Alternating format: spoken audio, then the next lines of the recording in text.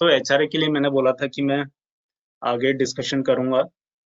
So let's begin this discussion, क्योंकि HRA की regulation में बहुत ज्यादा एम्प्लॉयज को कंफ्यूजन रहती है कि किस तरह से होना चाहिए।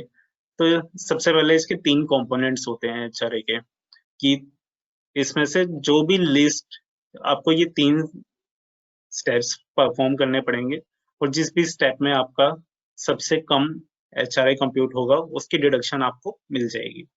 तो फर्स्ट क्या है, टोटल आपने जितना रेंट पे किया ड्यूरिंग द फाइनेंशियल ईयर, उसमें से आपको 10% of basic salary plus dearness allowance reduce करना पड़ेगा। तो जो अमाउंट आएगा, एक तो पहली कैलकुलेशन ये हो जाएगी। इसमें आपको ध्यान रखना है कि 10% ऑफ टोटल सैलरी नहीं है ये, आपके सैलरी की सीटीसी की जो कंपटीशन होती है, सीटीसी का जो प्लान आपको मिलता है, उसमें मेंशन होता है बेसिक सैलरी और डियरनेस अलाउंस कितना कितना है आपका ड्यूरिंग द ईयर। तो 10% ऑफ आपको बेसिक सैलरी और डियरनेस अलाउंस का लेना होगा, और उसको आपको रिड्यूस करना होगा टोटल रेंट जो आपने पे किया ड्यूरिंग द ईयर उसमें से। सेकंड क्या होगा, इसमें आपकी सिटी बहुत महत्वपूर्ण काम करेगी। 40% of basic salary plus dearness allowance, यहाँ पे भी आपको ये नोट करना है। अगर आप किसी नॉन मेट्रो सिटी में रहते हैं तो उसका 40% मिलेगा, या फिर अगर आप मेट्रो सिटीज में रहते हैं लाइक दिल्ली, मुंबई, बैंगलोर, तो उस केस में आपको 50% of basic salary plus DNS allowance. So second calculation आपकी ये हो जाएगी। और लास्ट कैलकुलेशन क्या रहेगी, अब गवर्नमेंट आपको उससे ज्यादा डिडक्शन नहीं दे सकती जितनी आपने एचआरए की फॉर्म में सैलरी अपने एम्प्लॉयर से रिसीव कर ली। तो this is the third and last cap that would be available for deduction under HRA. अच्छा, इसके अंदर एक क्वेश्चन और उठता है कि क्या कोई पर्सन साइमल्टेनियसली होम लोन की और एचआरए की डिडक्शन क्लेम कर सकता है? अब ये क्वेश्चन बड़ा ट्रिकी है, इसके बड़े सारे केसेस बन सकते हैं।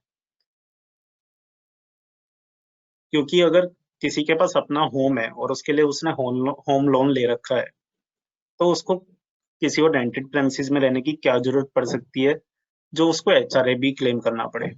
सबसे पहला क्वेश्चन ये आता है, ईओ असेसिंग ऑफिसर या टैक्स ऑफिसर जिसे आप कहते हैं, उसके माइंड में भी यही क्वेश्चन आता है कि अपना घर होते हुए आप किसी और घर में रह रहे हैं और दोनों की डिडक्शन क्लेम कर रहे हैं अपना टैक्स बचाने के लिए। तो इस पर बड़े डिस्प्यूट होते हैं, लेकिन एज पर लॉ, ये भी एज पर लॉ आप क्लेम कर सकते हैं दोनों, होम लोन और एचआरए। अगर एक सिचुएशन लेते हैं, अगर किसी एम्प्लॉय का घर कोलकाता में है और वो दिल्ली में जॉब करता है, और दिल्ली में ही उसने अपना रेंट पे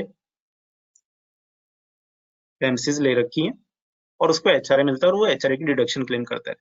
लेकिन उसने जो उसका होम कोलकाता में है, जिसका वो ऑनर है, और उसके लिए उसने लोन ले रखा है, तो ये बहुत ही जेन्युइन सिचुएशन है, इसमें यो भी समझेगा, टैक्स ऑफिसर भी समझेगा। तो इस केस में आपको दोनों डिडक्शन जरूर देगा।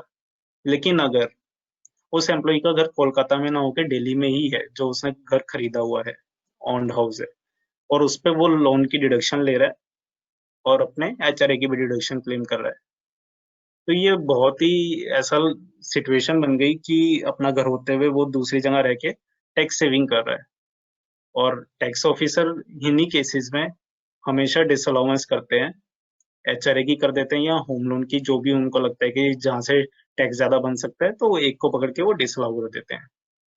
और कुछ 6 ऐसे भी होते हैं टैक्स ऑफिसर जो दोनों ही डिसअलाउ कर देते हैं।